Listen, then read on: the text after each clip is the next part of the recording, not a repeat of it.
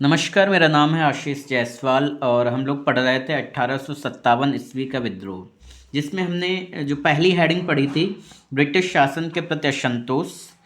इसके बाद हम पढ़ेंगे किसानों एवं दस्तकारों की बर्बादी। तो किसानों एवं दस्तकारों की बर्बादी क्या थी उसके बारे में पढ़ेंगे। अंग्रेजों द्वारा लागू की गई भूमि व्यवस्थाओं से किसानों की हालत बदतर हो गई थी। तो कौन सी व्यवस्था थी? भूमि व्यवस्था। ठीक है, जो भूमि व्यवस्था लागू की गई उससे किसानों की हालत जो थी वो बहुत ज़्यादा खराब हो गई।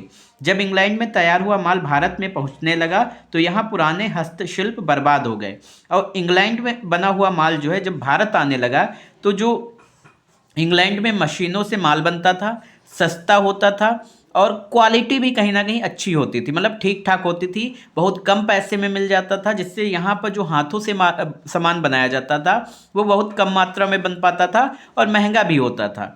तो लोग जो है इंग्लैंड के सामान के प्रति अट्रैक्ट होने लगे। पीड़ित किसान और कारीगर ब्रिटिश शासन को समाप्त करने के लिए एकजुट हो गए। तो जो पीड़ित किसान और कारीगर थे वो ब्रिटिश शासन को समाप्त करने के लिए धीरे धीरे इकट्ठे हो गए। ये भी 1857 की क्रांति का एक कारण था, या 1857 का जो विद्रोह हुआ उसका एक कारण था। धर्म और जाति के नष्ट होने का डर। तो यहाँ पे दो कारण हम पहले पढ़ चुके हैं। एक तो ब्रिटिश शासन के प्रति असंतोष था, वो एक कारण। धर्म और जाति के नष्ट होने का डर ये भी था, ये अब हम पढ़ेंगे। इससे पहले हम लोगों ने पढ़ा था किसानों एवं दस्तकारों की बर्बादी। ठीक है, उसकी वजह से भी ऐसा हुआ। धर्म और जाति के नष्ट होने का डर क्या था? अंग्रेजों की नीति और आचरण ने जनता में यह भय पैदा कर दिया था कि ब्रिटिश शासन उनके धर्म और रीति रिवाजों को नष्ट कर देने पर अड़ा हुआ है। तो हम कह सकते हैं कि अंग्रेजों की जो नीतियां थी या उनका जो कैरेक्टर था, उनका जो बिहेवियर था, वो धीरे धीरे कहीं ना कहीं ये दिखाता था कि जो हमारे देश का एक धर्म है, जो जाति है, वो अंग्रेज जो है बर्बाद कर देंगे। खैर, अंग्रेजों को जरूरत नहीं पड़ी, धीरे धीरे खुद ही बर्बाद हो रहे हैं। ठीक है, तो अंग्रेज तो एक बहाना बनते, उससे ज़्यादा आज की डेट में बर्बादियां हो रही हैं। दोनों तौर पे हो रहे हैं, चाहे वो जातिगत तौर पे हो या धार्मिक तौर पे हो। ठीक है, दोनों का दुष्प्रचार किया जा रहा है। दोनों में हम कह सकते हैं अराजकताएं हैं, हिंसा हैं, ज़्यादा से ज़्यादा आप देखेंगे। और दोनों का कारण कहीं ना कहीं जो है, चाहे वो हिंसा देश में हो रही हो या कोई भी चीज़ें हो रही हों, दोनों चीज़ें उसके लिए जिम्मेदार हैं।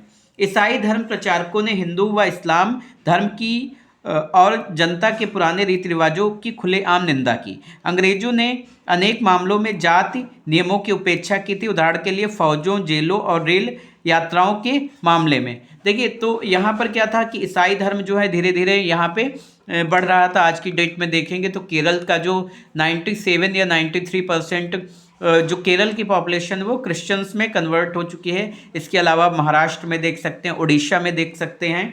तो ये कहीं ना कहीं कन्वर्जन हो रहा है।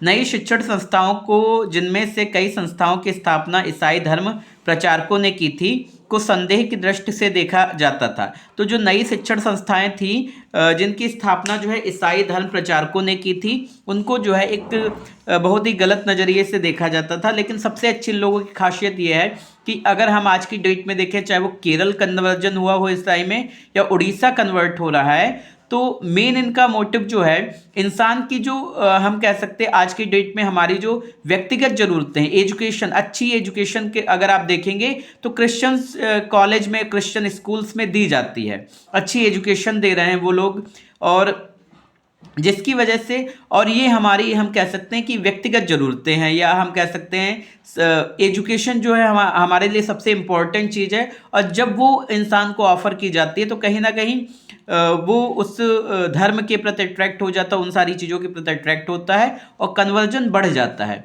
तो अगर हम आज की डेट में देखेंगे कि सबसे अच्छा एजुकेशन सिस्टम तो कहीं ना कहीं केरल आता है। केरल की पॉपुलेशन जो वो 93% एजुकेटेड पॉपुलेशन है। अच्छे डॉक्टर्स वहाँ पे मिल जाएंगे, अच्छे इंजीनियर्स आपको मिल जाएंगे, अच्छे हम कह सकते हैं कि और भी जो आपको प्रोफेसर्स भी अगर देखेंगे तो कहीं ना कहीं साउथ से आते हैं। अभी आपने साउथ में देखा था कि जो हमारा चेस चैंपियन था वो भी कहीं ना कहीं साउथ के हैं। मूवीज़ जो आज की डेट में सबसे अच्छी आ रही हैं वो भी साउथ की हैं। तो जो हम कह सकते हैं कि सबसे अच्छी चीज जो इन लोगों में लगती है वो एजुकेशन के प्रति बहुत ज़्यादा जागरूक होते हैं और अच्छी एजुकेशन प्रोवाइड करवाते हैं। कहीं ना कहीं वो जानते हैं कि इंसान की बेसिक ज़रूरतें क्या है और बेसिक ज़रूरतों पे वो ध्यान देते हैं।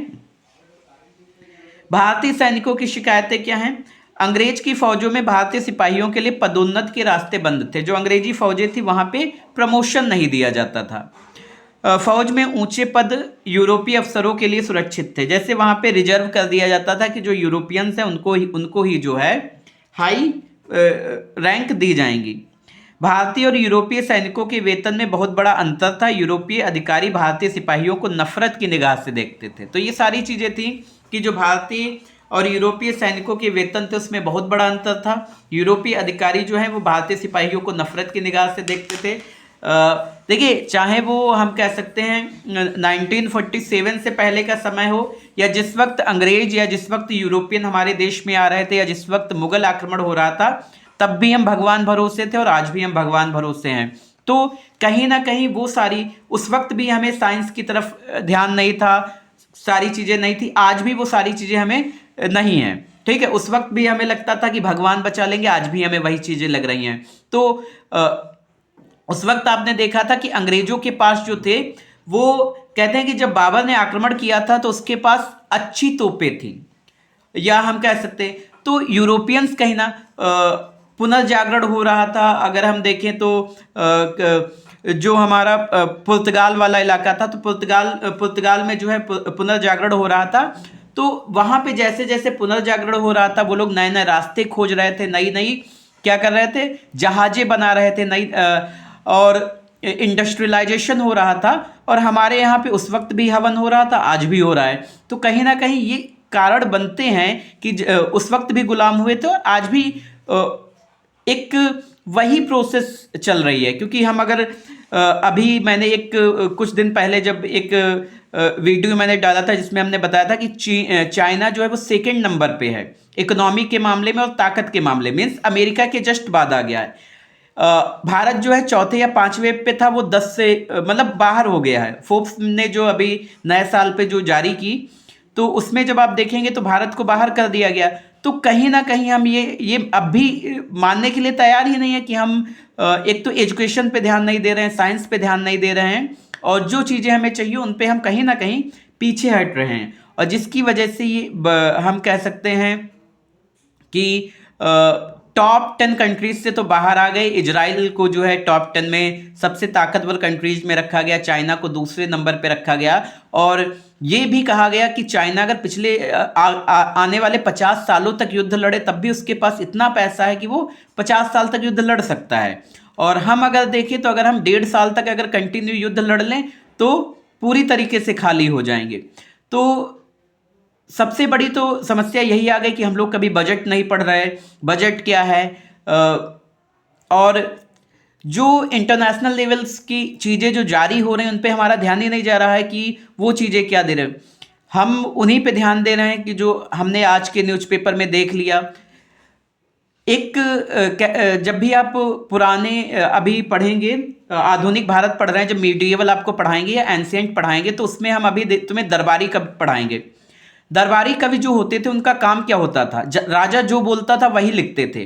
क्योंकि उस समय क्या था, ऑटोक्रेसी थी, मोनार्की थी। तो मोनार्की में क्या होता था कि अगर आपने कुछ किया तो सर कलम कर दिया जाएगा। तो ये चीज़ें जो थी हमारे देश में उस वक्त भी थी और आज भी चल रही हैं। सत्ताओं का विरोध नहीं होता है। लोगों को डर लगता है कि हम रवीश कुमार को ले सकते हैं कि एक इतना बड़ा पत्रकार जिसको बाहर निकाल दिया गया। तो ये सारी चीज़ें जो हैं एक पैरेलल चलती रहती हैं। पैरेलल चलने का मतलब या तो इंसान कहीं ना कहीं डर जाता है कि सत्ता का विरोध नहीं किया जा सकता, या तो रवीश कुमार की तरह आप नौकरी खो देंगे, या हम कह सकते हैं अभी आपने वो जो झारखंड या छत्तीसगढ़ में जो हुआ वो आपके साथ हो सकता है। तो कहीं ना कहीं ये सारी चीज़ें पैरेलल चलती हैं। और जब भी आप हिस्ट्री को उठा के ठीक से पढ़ेंगे तो ये सारी चीज़ें, अभी कुछ मिनट पहले मैंने इंस्टाग्राम पे एक आचार्य रजनीश का जब डाला तो उसमें भी मैंने बताया कि आज इंडिया में जो हो रहा है वो कभी जो है अमेरिका ने भी किया था। जब रजनीशपुरम वहाँ पे बसाया गया उस वक्त क्या हुआ कि आज हमारी पार्लियामेंट में वो बातें हो रही हैं कि जो ओशो के बारे में अगर हम बात करें तो वो ऐसा था। आज उस वक्त लाल कृष्ण आडवाणी ने भी बात की, अटल बिहारी वाजपेयी ने भी बात की, नरेंद्र मोदी भी बात कर रहे हैं उसी बारे में, इवन जो भी सुब्रमण्यम स्वामी भी बात कर रहे हैं उस बारे में। लेकिन उस वक्त का देखेंगे तो कहीं ना कहीं उन्हें संदेह की निगाह से देखा गया। 50 देशों ने जो है उन पर बैन लगा दिया कि नहीं, हमारे देश में आप जो है मीन्स रह नहीं सकते, रुक नहीं सकते। फिनलैंड ने शायद उन्हें पनाह भी दी थी, लेकिन अमेरिका के दबाव के बाद जो है फिनलैंड नहीं दी थी, क्लियर मुझे देश नहीं पता, लेकिन अमेरिका के दबाव के बाद जो है उनको भी निकालना पड़ा। तो ये चीज़ें हैं। और आज जब भी आप किताब खोलेंगे, पीछे पन्ने पलटेंगे तो कहीं ना कहीं सीक्वेंस मिलते हैं। और ये कोई इस सरकार में नहीं हो रहा। अगर हम इंदिरा गांधी को देखेंगे तो इंदिरा गांधी के टाइम पे भी वही हुआ था। और इससे पहले मीन्स जब भी पूर्ण बहुमत में जब भी कोई सरकार होती है तो वो कहीं ना कहीं उसको अपनी ताकत का दुरुपयोग करना हो जाता है। इवन हम किसी एक पार्टिकुलर की बात ना करके, कोई भी इंसान जब पूर्ण बहुमत में होता है तो वो सत्ताओं का दुरुपयोग करना शुरू कर देता है। हमने हमेशा सहारा लिया। अभी एक कनाडा में आप देखेंगे तो जस्टिन ट्रूडो की अगर बात करें तो इस वक्त तो वो ढीले हो गए। और आपने देखा होगा कि उन्होंने जो है रिजाइन भी दे दिया है। भारतीय मूल की एक महिला हैं जो कि इस वक्त रेस में हैं, शायद वो प्रधानमंत्री भी बन जाएं वहाँ की। और उन्होंने जो है भारतीय सिनेमा में भी काम किया, अच्छी एक्ट्रेस भी रही हैं। ब्रिटेन की बात करें तो ऋषि सुनक भी वहाँ पे अच्छा काम कर रहे हैं, प्रधानमंत्री भी बन चुके हैं। लेकिन समस्या ये है कि अगर हम ब्रिटेन की बात करें या हम अभी कनाडा की बात करें तो ब्रिटेन और कनाडा कहीं ना कहीं हमसे ज़्यादा लोकतांत्रिक है, क्योंकि वो एक ऐसे व्यक्ति को प्रधानमंत्री बनने का मौका दे रहे हैं जो कि ना तो उनकी जात से है, ना तो उनके धर्म से है, ना तो मीन्स वहाँ से कहीं कोई उसका रिलेशन नहीं है। वो एक भारतीय मूल के हैं, मीन्स वो ब्रिटेन में पैदा जरूर हुए, लेकिन आज भी उनको जब भी बताया जाता है तो वो भारतीय मूल के बताया जाता है। तो ये जो लोकतंत्र का मेन मोटिव होता है, जो लोकतंत्र में क्या क्या चीज़ें हैं, जब तक लोगों के दिमाग तक ये सारी चीज़ें नहीं पहुंच रही हैं, हम कहीं ना कहीं आने वाले समय में एक जो प्रोग्रेस की रिपोर्ट होती है। एक चीज़ और याद आ गई, अभी एक पॉडकास्ट में देख रहा था तो उसमें मैंने देखा कि चाइना की एक लड़की थी, तो जब उससे पूछा गया कि आपके यहाँ पे यूट्यूब चलता, उसने कहा नहीं चलता। उसके बाद उससे पूछा गया गूगल चलता, बोली नहीं चलता। उससे पूछा गया इंस्टा चलता, बोली नहीं चलता। बोले चलता गया, बोले अपना अपना है। हमारे पास अगर हम आज भी बोलते हैं ना कि हम लोग जो है क्या हो चुके हैं, डिजिटलाइज्ड हो चुके हैं। डिजिटल के नाम पे हमारे पास कुछ नहीं है। आज हमसे अमेरिका कह दे कि हम माइक्रोसॉफ्ट बंद कर रहे हैं, आज हमारा सब कुछ चला जाएगा, कुछ भी नहीं है मेरे पास। यूपीआई यूज करना सीख जाना, ये कब से हमने मान लिया कि हम डिजिटल हो गए। हमारा अपना सिंगल ऐप नहीं है। तो टेक्नोलॉजी के मामले में हम आज भी पीछे हैं। चाइना किसी पे निर्भर नहीं है। आप वो तो अमेरिका को खुली चुनौती देता है। डोनाल्ड ट्रंप जब राष्ट्रपति बने तो उन्होंने इनविटेशन भेजा, उसने डिनाई कर दिया, हम नहीं आएंगे। तो कहीं ना कहीं अगर हम आज भी हम कह रहे हैं कि अगर हम सेल्फ डिपेंडेंट नहीं बन रहे तो दबाव में तो रहना पड़ेगा। बात यहाँ पे वही आ रही है कि जब भी जो सेल्फ डिपेंडेंट बन रहे हैं, चाहे हम रवीश कुमार की बात करें, चाहे हम ध्रुव राठी की बात करें, और भी ऐसे बहुत सारे पत्रकार हैं। और इसके अलावा हम देखिए, जो बिरले होते हैं वो उंगलियों पे ही गिने जा सकते हैं। भीड़ में तो आज बहुत सारे लोग हैं, लेकिन कोई ज़रूरत नहीं है उनकी। हम अपने टॉपिक पे आते हैं। यहाँ पे अगर हम देखें तो भारतीय और यूरोपीय सैनिकों के वेतन में बहुत अंतर होता था। यूरोपीय अधिकारी भारतीय सिपाहियों को नफरत की निगाह से देखते थे। युद्ध में जाने पर भारतीय सैनिकों को अतिरिक्त भत्ता मिलता था। युद्ध खत्म होने और उनके सहयोग से जीते गए इलाके पर अंग्रेजों का आधिपत्य हो जाने के बाद जो है भारतीय सैनिकों का भत्ता बंद कर दिया जाता था। तो ये सारी चीज़ें होती थी।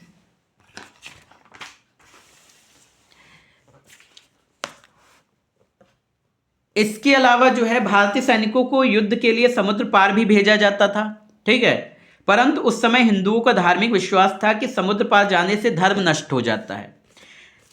ब्लाइंड फेथ हमारे यहाँ पे ज़्यादा रहा है, आज भी है, क्योंकि हम हमेशा से उन्हीं सारी चीज़ों पे बिलीव करते रहे हैं। एक हमारे फिल्म इंडस्ट्री में बहुत अच्छे अभिनेता हुए, उनका नाम था इरफान खान।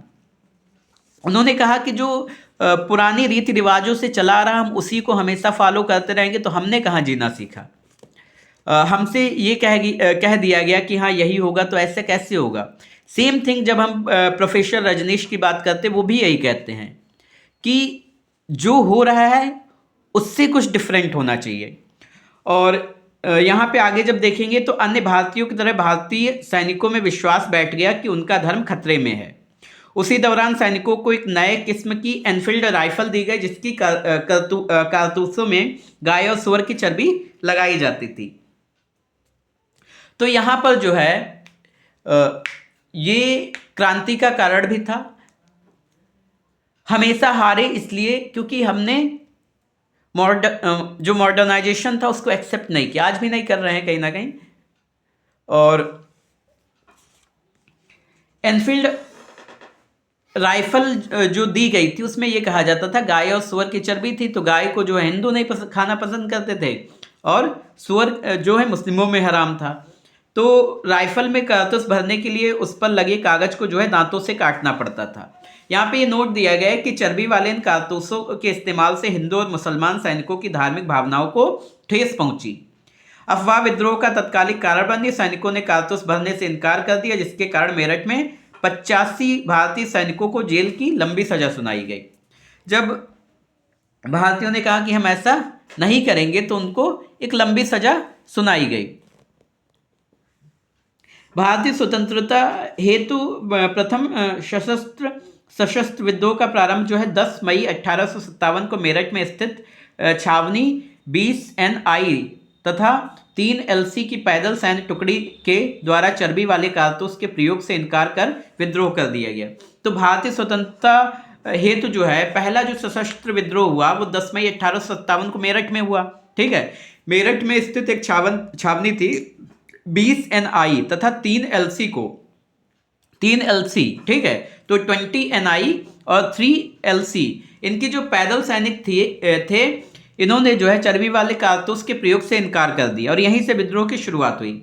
10 मई 1857 ईस्वी को क्या होता है, मेरठ में इस विद्रोह की औपचारिक शुरुआत हुई, किंतु 24 मार्च 1857 को बैरकपुर छावनी के सिपाही मंगल पांडे ने जो है चर्बी युक्त कारतूस के प्रयोग होने के विरोध में अपने अधिकारी लेफ्टिनेंट बाग एवं सर्जेंट ह्यूसन को गोली मार दी। ठीक है, तो यहाँ पे ये चीज याद रखना है कि शुरुआत 10 मई 1857 को जो है मेरठ में विद्रोह की औपचारिक शुरुआत हुई, लेकिन इससे पहले क्या है, इससे पहले 24 मार्च 1857 को जो है बैरकपुर छावनी के एक सिपाही थे जिनका नाम था मंगल पांडे जो है अपने अधिकारी, इनका एक अधिकारी था लेफ्टिनेंट बाग और सर्जेंट ह्यूसन, ठीक है, इनको जो है गोली मार देते हैं। मंगल पांडे उत्तर प्रदेश के तत्कालिक गाजीपुर, अब जो है बलिया है, जिले के रहने वाले थे। वह बंगाल स्थित बैरकपुर छावनी की 30वीं इन्फेंट्री के जवान थे। 8 अप्रैल 1857 को सैनिक अदालत ने मंगल पांडे को फांसी की सजा सुनाई। इसमें बहुत सारे क्वेश्चन निकल आएंगे कि प्रथम विद्रोह कहां से शुरू हुआ, तो 10 मई 1857 को मेरठ स्थित छावनी 20वीं NI और 3 LC से शुरुआत हुई इसकी, और मंगल पांडे को फांसी कब दी गई, तो 8 अप्रैल 1857 को। विद्रोह के दो प्रमुख केंद्र एवं नेतृत्वकर्ता क्या थे। विद्रोही सेना ने दिल्ली पर कब्जा कर लिया, उसने बहादुर शाह जफर को भारत का बादशाह घोषित कर दिया। जो सेना थी उन्होंने दिल्ली पर कब्जा कर लिया और बहादुर शाह को क्या घोषित कर दिया, बादशाह। दिल्ली में विद्रोही सेना का मुख्य सेनापति कौन था, जफर बख्त खां। देखिए बहादुर शाह उस समय बहुत बूढ़े थे, तो जफर बख्त खां को जो है सेनापति नियुक्त किया गया। बहादुर जफर की बात करें तो ये भारत के अंतिम मुगल सम्राट थे। तो यहाँ पे क्वेश्चन बन जाएगा कि भारत का अंतिम मुगल सम्राट कौन था, तो बहादुर शाह थे। 1857 ईस्वी में इनका दरबार क्रांति का प्रमुख केंद्र बना। क्रांति का प्रमुख केंद्र कौन बना? 1857 में इन्हीं का दरबार। 11 मई 1857 ईस्वी को मेरठ के क्रांतिकारियों ने बहादुर शाह को क्रांति का नेतृत्व सौंपा तथा दिल्ली को अंग्रेजों के प्रभाव से मुक्त कर दिया। 11 मई 1857 को मेरठ के जो क्रांतिकारी थे उन्होंने बहादुर शाह को क्रांति का नेतृत्व सौंप दिया कि आप हमारे लीडर हैं और हम जो है ये सब करेंगे। उसके बाद जो है दिल्ली अंग्रेजों से मुक्त हो गई।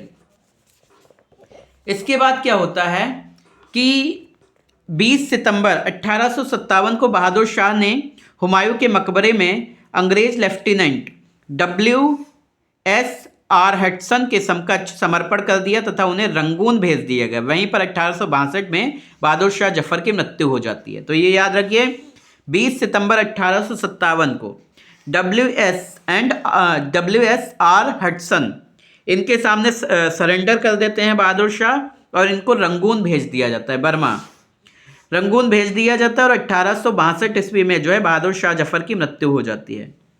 रंगून में स्थित बहादुर शाह की मजार पर लिखा था, जफर इतना बदनसीब है कि उसे अपनी मातृभूमि में दफन होने के लिए जमीन भी नसीब नहीं हुई। ठीक है। जिन क्षेत्रों में बड़े पैमाने पर विद्रोह नहीं हुए वहां भी अशांति फैलाने के कारण अंग्रेज घबरा गए। असम, उड़ीसा, उत्तर प्रदेश, महाराष्ट्र, हैदराबाद, पंजाब और बंगाल में विद्रोह हुए। ठीक है। तो यहाँ पे क्या कह रहा है, जिन क्षेत्रों में बड़े पैमाने पर विद्रोह नहीं हुए वहां भी अशांति फैलाने के कारण जो है अंग्रेज घबरा गए थे। और जो विद्रोह कहाँ कहाँ हुए थे, असम में हुआ था, उड़ीसा में हुआ था, उत्तर प्रदेश में हुआ था, महाराष्ट्र में हुआ था, हैदराबाद में हुआ था, पंजाब में हुआ था और बंगाल में हुआ था। दिल्ली, अवध, रुहेलखंड, बुंदेलखंड, इलाहाबाद इनके आसपास के जो इलाके हैं, आगरा, मेरठ और पश्चिम बिहार में विद्रोही काफी व्यापक और भयंकर था। जो विद्रोह था वो बहुत भयंकर था। बहुत इंपॉर्टेंट चीज है बाबू कुंवर सिंह। ठीक है। बाबू कुंवर सिंह कौन थे, इनके बारे में बात करेंगे। तो विद्रोह बिहार में विद्रोही सेना का नेतृत्व जो है जगदीशपुर के जमींदार थे। ये बाबू कुंवर सिंह कौन थे, जगदीशपुर के जमींदार थे। और कुंवर सिंह जो है बिहार प्रांत में आंदोलन की शुरुआत करने वाले प्रमुख स्वतंत्रता सेनानी थे। सबसे पहले स्वतंत्रता सेनानी थे कुंवर सिंह। बिहार में सर्वप्रथम दानापुर में विद्रोह हुआ था। कुंवर सिंह अपने युद्ध कौशल और छापामार युद्ध नीति के द्वारा अंग्रेजों का सामना किया था। 26 अप्रैल 1858 ईस्वी को इनकी मृत्यु हो गई। ठीक है। तो कुंवर सिंह कौन थे, कुंवर सिंह जो है जगदीशपुर के जमींदार थे। बिहार प्रांत में ये प्रमुख स्वतंत्रता सेनानी थे जिन्होंने आंदोलन की शुरुआत की थी। बिहार में सर्वप्रथम जो है दानापुर में विद्रोह शुरू हुआ था। ये छापामार युद्ध नीति से इन्होंने अंग्रेजों को सामना किया और 26 अप्रैल 1858 को इनकी मृत्यु हो गई। इनके बाद जो है नाना साहब। नाना साहब कौन है, कानपुर में 5 जून 1857 को विद्रोह आरंभ हुआ। ठीक है। 5 जून 1857। तो याद रखना है कि 5 जून 1857 को कानपुर में विद्रोह शुरू हुआ, जहां विद्रोहियों ने नाना साहब को पेशवा घोषित कर दिया। ठीक है। विद्रोहियों ने पेशवा किसको घोषित कर दिया, नाना साहब को। और नवाब अजीमुल्ला उसका मुख्य सलाहकार बना। तो मुख्य सलाहकार कौन था, नवाब अजीमुल्ला। मुख्य सलाहकार कौन था, नवाब अजीमुल्ला। और नाना साहब कौन थे, पेशवा थे। कानपुर में विद्रोह आरंभ कब हुआ, 5 जून 1857 को। ठीक है। कानपुर में विद्रोह कब आरंभ हुआ, 5 जून 1857 को। नाना साहब पेशवा बाजीराव द्वितीय के दत्तक पुत्र थे। नाना साहब पेशवा कौन थे, बाजीराव द्वितीय के दत्तक पुत्र थे। उनका वास्तविक नाम धोंदू पंत था। ठीक है। वास्तविक नाम क्या था, धोंदू पंत। बहुत सारे क्वेश्चन इसमें बन रहे हैं। ठीक है। कि नाना साहब का जन्म विद्रोह कानपुर में कब प्रारंभ हुआ था, तो 5 जून 1857 को। ठीक है। पेशवा कौन बना, नाना साहब। और मुख्य सलाहकार कौन बना, नवाब अजीमुल्ला। ठीक है। अब यहाँ पर देखिए, जब अंग्रेजों से विद्रोह हो रहा था तो यहाँ पे एक पेशवा बनता है और एक मुख्य सलाहकार बनता है। एक हिंदू एक मुसलमान है। ठीक है। यहाँ पर कोई विद्रोह नहीं है। ठीक है। जब आज़ादी चाहिए थी तब साथ थे। तो यहाँ पे पेशवा नाना साहब बन जाते हैं और यहाँ पे अजीमुल्ला खां बन जाते हैं। ठीक है। नाना साहब का वास्तविक नाम क्या था, धोंदू पंत था। नाना साहब जो है किसके दत्तक पुत्र थे, तो बाजीराव द्वितीय के दत्तक पुत्र थे। अंग्रेजों ने उन्हें पेशवा का उत्तराधिकारी मानने से इनकार कर दिया था तथा उनकी 8 लाख रुपए की जो वार्षिक पेंशन थी वो भी बंद कर दी थी। फलता नाना साहब ने अंग्रेजों के विरुद्ध क्रांतिकारियों का नेतृत्व किया। नाना साहब के सैनिकों का नेतृत्व कौन कर रहा था? तात्या टोपे कर रहे थे। कौन कर रहा था? तात्या टोपे कर रहे थे, और ये एक बहादुर और योग्य नेता थे। अब हम बात करेंगे तात्या टोपे की। तात्या टोपे की अगर बात करें तो तात्या टोपे जो है स्वतंत्रता संग्राम के महान सेनानी थे। ठीक है, इनका वास्तविक नाम जो है रामचंद्र पांडुरंग था। ठीक है, तो तात्या टोपे का वास्तविक नाम क्या था? रामचंद्र पांडुरंग। तात्या टोपे का वास्तविक नाम क्या था? रामचंद्र पांडुरंग। ठीक है, इन्हें भारत का जो है गैरिबाल्डी भी कहा जाता था। तो भारत का गैरिबाल्डी किसे कहा जाता था? तात्या टोपे को कहा जाता था। तात्या टोपे का वास्तविक नाम क्या था? रामचंद्र पांडुरंग था। इन्होंने अंग्रेजों के विरुद्ध जो है 1857 ईस्वी में स्वतंत्रता आंदोलन को दीर्घ काल तक जारी रखा। अंग्रेजों के विरुद्ध जो है 1857 ईस्वी के स्वतंत्रता आंदोलन को जो है दीर्घ काल तक जारी रखा। अपनी सेना को लेकर इन्हें संकट काल में जंगलों में छिपे रहना पड़ता था। ये अंतिम समय तक अंग्रेजों से लड़ते हुए 1859 को जो है शहीद हो गए थे। ठीक है, तो ये कहानी छोटी सी है तात्या टोपे की। 1859 को शहीद हो जाते हैं, और बहुत लंबी लड़ाई इन्होंने लड़ी, और इन्हें जो है अपनी सेना को लेकर जो है जंगलों में छिपना पड़ता था। और इसके अलावा जो है महान सेनानी थे, महान स्वतंत्रता सेनानी थे। रामचंद्र पांडुरंग जो है इनका रियल नेम था। भारत का गैरिबाल्डी भी इन्हें कहा जाता था। इसके बाद हम बात करेंगे रानी लक्ष्मीबाई की। तो 90% लोग इनसे परिचित होंगे। बाबू कुंवर सिंह से भले ना परिचित हों, क्योंकि बहुत बार जो है नाम नहीं आता है। तो इनके बचपन का नाम मणिकर्णिका था। झांसी के राजा गंगाधर राव के साथ इनकी शादी होने के बाद जो है इनका नाम महारानी लक्ष्मीबाई पड़ा। ठीक है, तो महारानी लक्ष्मीबाई की अगर हम बात करें तो बचपन का क्या नाम था? मणिकर्णिका। ठीक है, मणिकर्णिका मूवी आपने देखी होगी, उसमें जो है कंगना रनौत शायद उन्होंने रोल किया है। तो बचपन का नाम जो है मणिकर्णिका था। झांसी के राजा जो है गंगाधर राव, जिनके साथ इनकी शादी हुई, और शादी के बाद जो है ये महारानी लक्ष्मीबाई बन गई। पति की मृत्यु के बाद जो है इन्होंने एक पुत्र को जो है गोद लिया, जिसका नाम था दामोदर राव, और अपने पुत्र की जो है संरक्षिका बनकर जो है शासन का कार्य प्रारंभ किया। इसके बाद होता क्या है कि जो लॉर्ड डलहौजी था उसने गोद निषेध नियम लगा दिया था। उसने एक पॉलिसी शुरू की थी, डॉक्ट्रिन ऑफ लैप्स, राज्य अधिग्रहण की नीति, या हम कह सकते हैं राज्य हड़प की नीति बोलते थे उसको। तो लॉर्ड डलहौजी जो था उसने गोद निषेध, मतलब आप दत्तक पुत्र नहीं ले सकते थे। इसके बाद होता क्या है, इस नीति से असंतुष्ट होकर जो है रानी ने बड़ी वीरता के साथ अंग्रेजों से युद्ध किया, और 17 जून 1858 ईस्वी को जो है ग्वालियर के किले में स्वतंत्रता की लड़ाई लड़ते लड़ते जो है वीरगति को प्राप्त हो गए। तो याद रखना है 17 जून 1857, 17 जून 1857 को जो है इनकी मृत्यु हो गई थी। ये आरोप भी लगता है, सच है या झूठ है वो तो नहीं पता। इस वक्त ज्योतिरादित्य सिंधिया, ठीक है, तो उनके परिवार पर भी ये आरोप लगता है कि वो लोग जो है अंग्रेजों से मिले हुए थे उस वक्त। उन्होंने अपनी सेनाएं दी थी अंग्रेजों को लड़ने के लिए। तो किस किताब में लिखा है ऐसा ये नहीं पता, लेकिन कई बार आप जब बड़े बड़े न्यूज़ चैनल्स देखेंगे तो उस पर उनसे कई बार ये सवाल भी पूछ लिया जाता है कि आपके जो पूर्वज थे उन्होंने जो है अंग्रेज़ों का साथ दिया था। इस वक्त जो हैं वो मंत्री हैं, केंद्रीय मंत्री भी हैं, लेकिन ये आरोप है। कितना सत्य है इसकी पुष्टि ना तो कोई हम कह सकते तर्क है ना सबूत है, लेकिन ये आरोप लगाया जाता है, विपक्ष के द्वारा लगाया जाता है या जो भी हो सकता है। 1857 ईस्वी के विद्रोह के प्रमुख केंद्रों की अगर हम बात करें तो दिल्ली में जो है विद्रोही नेता जो थे वो बहादुर शाह द्वितीय थे, और इनका सैन्य नेतृत्व जो है बख्त खां कर रहे थे। विद्रोह की तिथि जो है वो 11 मई 1857 है। दमनकर्ता निकलस और हटसन थे। ठीक है, निकलस और हटसन जिन्होंने इस विद्रोह को दबाया था।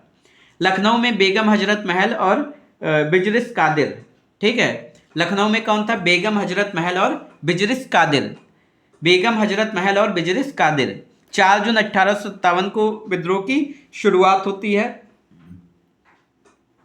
कॉलिन कैंपवेल जो है इस चीज को दबा देते हैं। झांसी और ग्वालियर, रानी लक्ष्मीबाई और तात्या टोपे ये विद्रोही नेता थे। और 4 जून 1857 को ये भी विद्रोह की तिथि है। जनरल ह्यूरोज जो है इसको दबा देता है।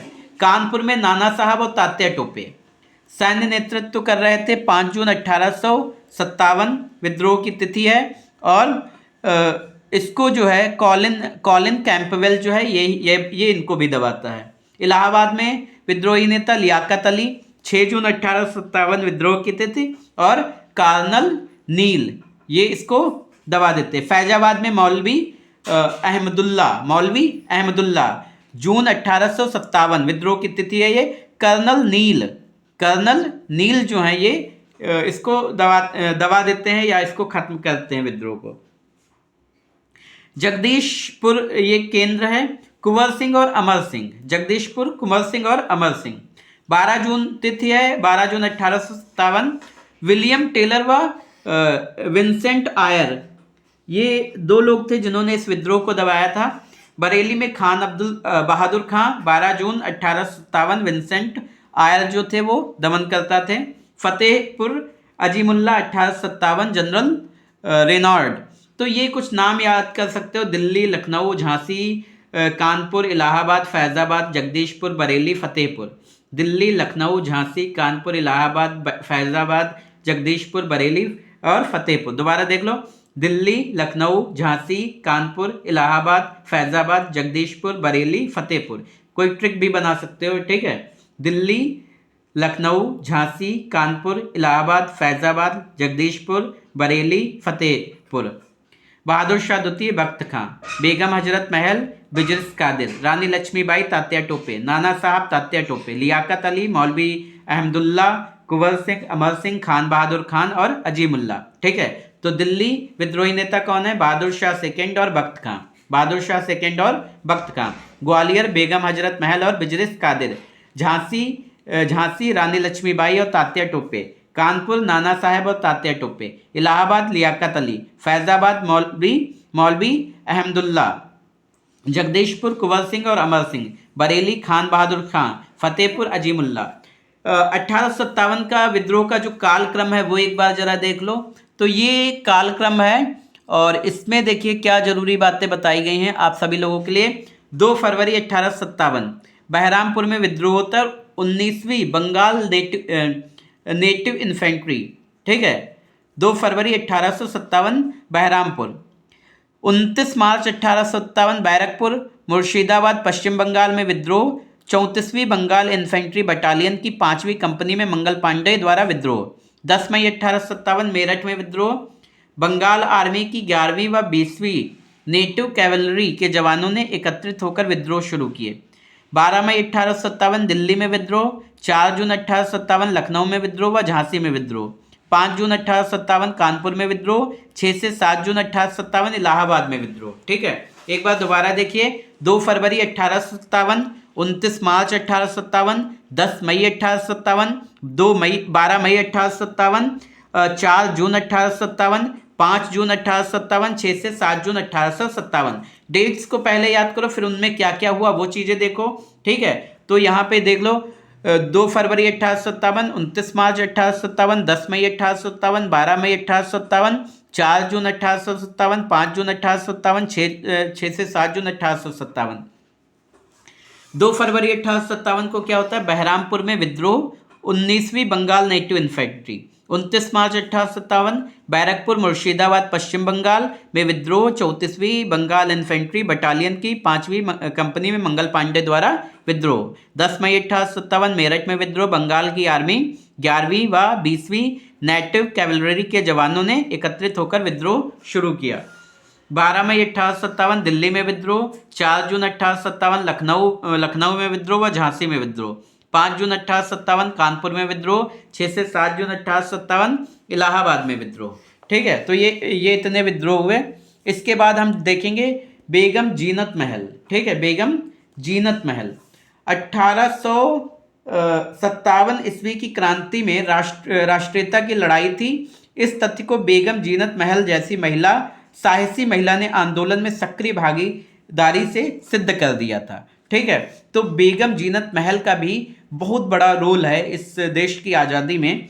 तो 1857 ईस्वी की क्रांति राष्ट्रीयता की लड़ाई थी। इस तथ्य को बेगम जीनत महल जैसी साहसी महिला ने आंदोलन में सक्रिय भागीदारी से सिद्ध कर दिया था। बेगम जीनत महल प्रतिभाशाली और आकर्षक व्यक्तित्व वाली महिला थी। इन्होंने भी नवाब के साथ आंदोलन की लड़ाई को बड़े धैर्य और साहस के साथ लड़ी। राष्ट्र की स्वतंत्रता से बेगम जीनत को विशेष स्नेह था। उन्होंने अपनी सुख सुविधाओं को छोड़कर इन्होंने स्वयं को राष्ट्र सेवा में समर्पित कर दिया था। विद्रोह में भाग नहीं लेने वाले व्यक्ति: कश्मीर के गुलाब सिंह, हैदराबाद के सालार जंग, नेपाल के जंग बहादुर, भोपाल की बेगम, सिख दीपांकर राव, सिंधिया के मंत्री, भारतीय बुद्धिजीवी वर्ग, शिक्षित वर्ग। ठीक है, तो ये कुछ लोग जो थे जिन्होंने विद्रोह में भाग नहीं लिया। तो एक बार हम आपको और बता दें कि किन किन लोगों ने भाग नहीं लिया था। कश्मीर के गुलाब सिंह ने नहीं लिया था, हैदराबाद के सालार जंग ने नहीं लिया था, नेपाल के जंग बहादुर ने नहीं लिया था, भोपाल की बेगम, सिख और दीपांकर राव सिंधिया के मंत्री, इन्होंने नहीं लिया था, और भारतीय बुद्धिजीवी वर्ग जो है और शिक्षित वर्ग, इन लोगों ने जो है विद्रोह में भाग नहीं लिया था। बेगम हजरत महल की अगर हम बात करें तो वाजिद अली शाह के अल्पवयस्क बेटे विल्जिस कादिर को जो है अवध की गद्दी पर बिठाया गया। उनकी माँ हजरत महल उसकी ओर से शासन करने लगी। तो यहाँ पे एक चीज याद रखिए कि बेगम हजरत महल जो हैं वाजिद अली शाह के अल्पवयस्क बेटे थे। मतलब उनके एक बेटे थे जो कि सत्ता के लिए जो उम्र चाहिए उतने बड़े नहीं थे, लेकिन उन्हें सत्ता में बिठाया जाता है। उनकी संरक्षिका एक हिसाब से बन जाती है उनकी माँ, जिनका नाम है हजरत महल। ठीक है, बेगम हजरत महल जो है उनकी संरक्षिका बन जाती हैं और शासन चलाने लगती हैं। बेगम हजरत महल साहसी, धैर्यवान और प्रबुद्ध महिला थी। इन्होंने अपने राज्य के सम्मान को बचाने के लिए अंग्रेजों से जो है संघर्ष किया। इसके बाद जो है हम पढ़ेंगे रानी अवंतीबाई के बारे में। रानी अवंतीबाई जो है एक छोटा सा इतिहास इनका है, लेकिन इतिहास छोटा है। ये महान महिला थी। तो मध्य प्रदेश की रियासत है रामगढ़ की रानी अवंतीबाई ने जो है अंग्रेजी सेना से संघर्ष करने के लिए जो है सशस्त्र सेना का निर्माण किया और क्रांति के दौरान जो है युद्ध में अंग्रेजों से संघर्ष किया। बाद में रानी वीरता पूर्वक लड़ते हुए वीरगति को प्राप्त हो गई। तो यहाँ पे एक छोटा सा इतिहास है, कभी इनकी पूरी कहानी आपको बताएंगे। सो अभी के लिए इतना ही। इसके बाद हम लोग विद्रोह का दमन पढ़ेंगे, विद्रोह का स्वरूप पढ़ेंगे, विद्रोहियों पर विदेशी इतिहासकारों के मत पढ़ेंगे, भारतीय इतिहासकारों के मत पढ़ेंगे, 1857 पर आधारित प्रमुख पुस्तकों के बारे में पढ़ेंगे, और फिर जो है हम लोग क्या पढ़ेंगे 1857 के बाद भारत में ब्रिटिश नीतियां और प्रशासन पढ़ेंगे।